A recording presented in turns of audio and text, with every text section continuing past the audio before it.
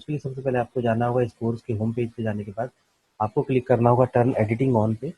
उसके बाद फिर आप देखेंगे कि ये डायनामिक फॉर्म में आ जाते हैं जब हम टर्न एडिटिंग ऑन करते हैं, यानी कि इसको उठाकर इधर उधर भी प्लेस कर सकते हैं या कोई एडिट डिलीट मूव भी कर सकते हैं।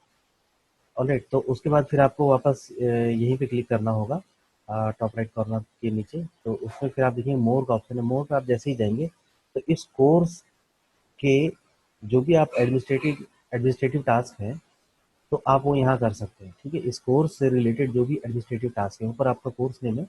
तो ध्यान रखें इस वक्त आप कोई भी काम इस कोर्स के ही अंडर करेंगे। ठीक है, और अगर आप यहाँ से जाते हैं, जो लेफ्ट साइड में एक बटन है साइट एडमिनिस्ट्रेशन, तो नीचे से आप पा सकते हैं इसको। तो यहाँ से तो फिर आप पूरी साइट का एडमिनिस्ट्रेशन कर सकते हैं, यानी कि कोई प्लगइन एक्टिवेट कर सकते हैं, इनएक्टिवेट कर सकते हैं, या कोर्स का डिफरेंट जो कोर्सेज हैं उनके लिए कोई सेटिंग आप यहाँ से साइट एडमिनिस्ट्रेशन पे जाके कर सकते हैं।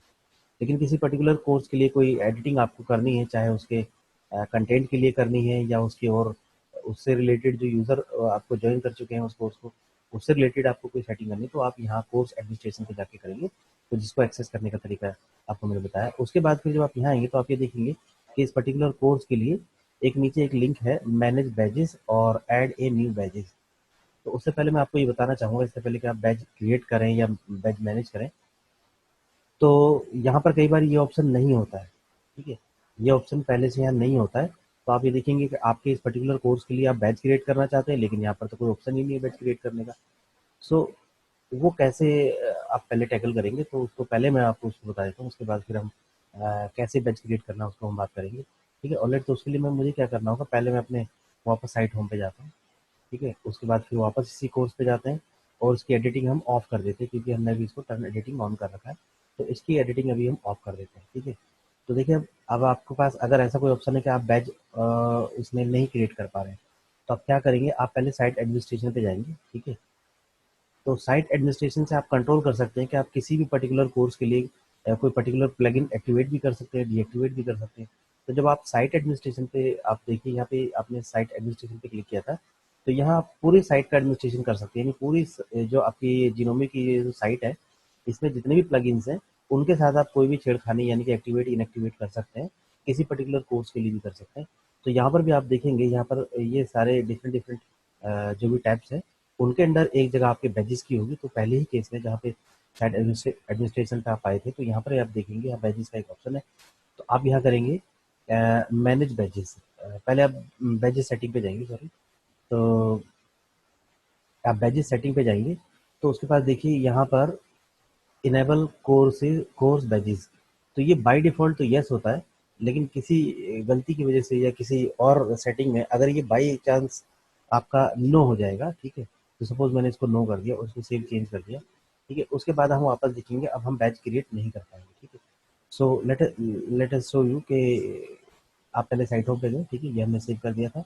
साइट होम पे जाने के बाद फिर हम अपने कोर्स पे जाएंगे। ठीक है, उसके बाद हम फिर कोर्स के पास ये गियर ऑप्शन है, इसके नीचे हम जाएंगे, टर्न एडिटिंग ऑन करेंगे।